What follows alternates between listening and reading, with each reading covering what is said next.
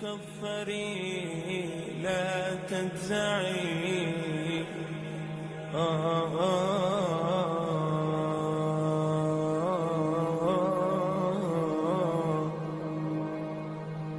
يا نفس إن لم تظفري.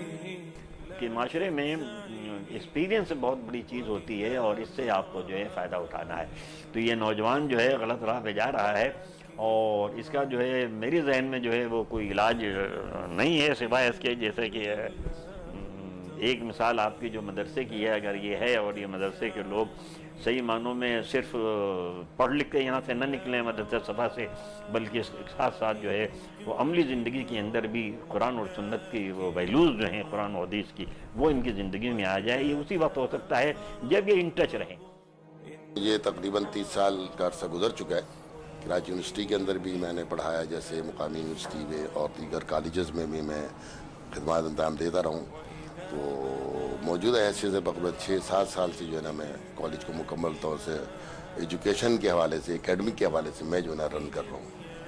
پورا تربیت کا ایک چارٹ بنایا ہوا ہے، پورا چارٹ بنایا ہے کہ آج اس کلاس کے اندر یہ ہم پڑھی تلاوت یہ کی جائے گی.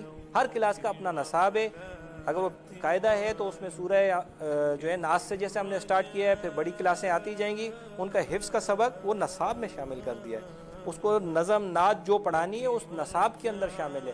اس بچے کو جو اخلاقیات سمجھانی ہے وہ اس نصاب میں شامل ہے. اس بچے کو جو ہمیں سیفٹی سے متعلق سمجھانا ہے وہ اس نصاب کا حصہ ہے. تو تربیت کے حوالے سے ہم اس حد تک جاتے ہیں اور کوشش کرتے ہیں کہ جس طرح ہم اپنے بچے کی تربیت چاہتے ہیں، جو ہمارا بچہ ہے جس طرح ہم اس کی تربیت چاہتے ہیں، اسی طرح ہم اپنے طلباء کی تربیت کے لیے کوشش کرتے ہیں کہ یہ ہمارا بچہ ہے، یہ امانت ہے.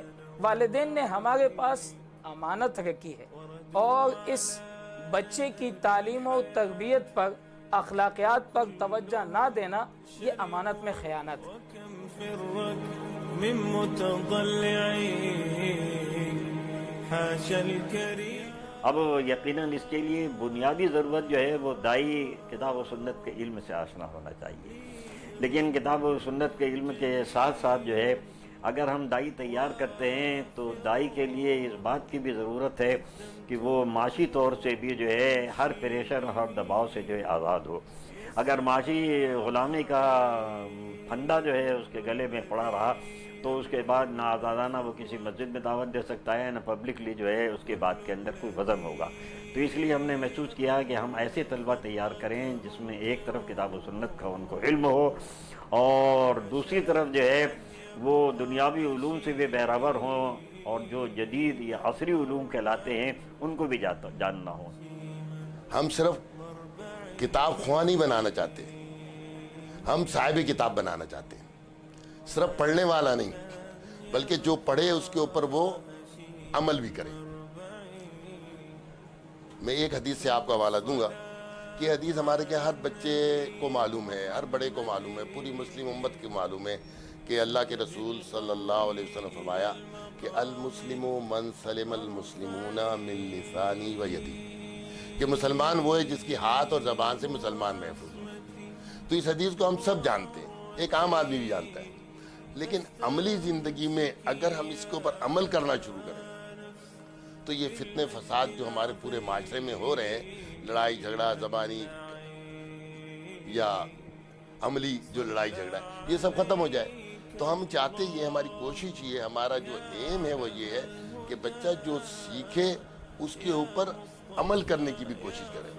جہاں تک اسپیسیفکلی مدرسے کے حوالے سے بات ہے کہ مدرسے کے اندر آئی ٹی جو ہے یا سافٹ ویئر کس طریقے سے ہیلپ کر رہا ہے. بیسکلی جو مدرسے کے تمام تر آپریشنز ہیں، زیادہ تر آپریشنز ان کو سافٹ ویئر کے ذریعے سے کیا جا رہا ہے. مثال کے طور پہ ایک بچہ ہمارے پاس آتا ہے مدرسے میں، تو وہ بچہ جب داخل ہوتا ہے تو اس کا ریکارڈ جو ہے وہ سافٹ ویئر میں مینٹین ہوتا ہے. پھر اس کے علاوہ اس کی جو تعلیم ہوتی ہے اس تعلیم کا ریکارڈ سافٹ ویئر کے اندر مینٹین ہوتا ہے. ہمارا مین مقصد کیا ہے کہ آگے دین پھیلے، دین کی تبلیغ ہو. ہم یہ ہمارا مطلب مین چیز ہماری یہی ہے. تو اس لیے ہم اسی بنیاد پر انشاءاللہ اگر طالب علم تیار کریں گے تو اسی بنیاد پر تیار کریں گے اور دعا بھی کریں گے اللہ سے کہ یا اللہ ان کو مطلب سیدھے راستے پہ چلا، ہمیں بھی مطلب استقامت دے اور ان کو بھی چلا، تاکہ ہم آگے مطلب ایک دین کا کوئی کام ہو. مطلب اصل چیز جو ہے وہ دین کا کام کرنا ہے، اسلام کا. آج اگر آپ دیکھیں تو بہت حد تک ہم نے اس کو ایک سسٹمائز طریقے سے کر لیا ہے. مطلب بچوں کی جانچ پڑتال یا بچوں کا ریکارڈ تک محدود نہیں رہ گیا ہے. بچوں کی داخلے سے لے کے، ان کی حاضری سے لے کے، ان کے آنے جانے، ان کی سیکیورٹی کیمرے، ان کے ہر ایک چیز کی الحمدللہ ہم نے آج مطلب بچے کو ہم ایک پوری ذات کے طور پر لے رہے ہیں. اگر آپ اس چیز کو سمجھیں کہ مدرسے کے اندر آپ اگر ایکٹیویٹی دیکھیں بچوں کو تو صرف ہم نے سبق یہی پڑھانا ہے، سب 2 گھنٹے میں آیا بچہ، ٹھیک ہے چلے جائیں. لیکن اگر اس ذات کو ہم نے مکمل انسان کے طور پہ لیا ہے کہ یہ کل آنے والے چیلنجز کے لیے ہم نے بچے کو تیار کرنا ہے، ان بچوں کو ان چیلنجز کے لیے، پھر اس کے لیے تو ہمیں پوری تیاری کرنی پڑے گی. نظر آ رہے نہ وہ استادوں کے پاس کوئی ڈنڈا ونڈا ہے.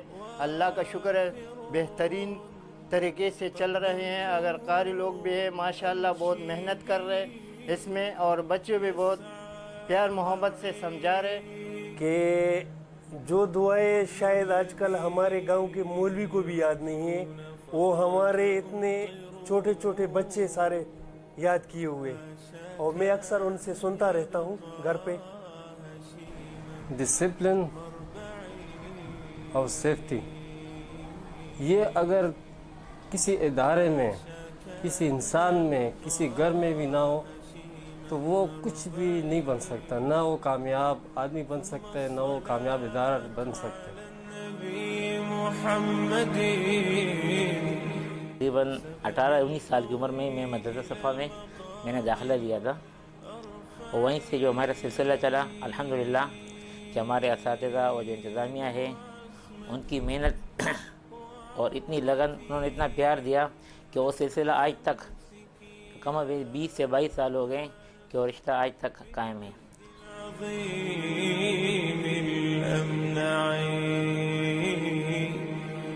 صلى عليه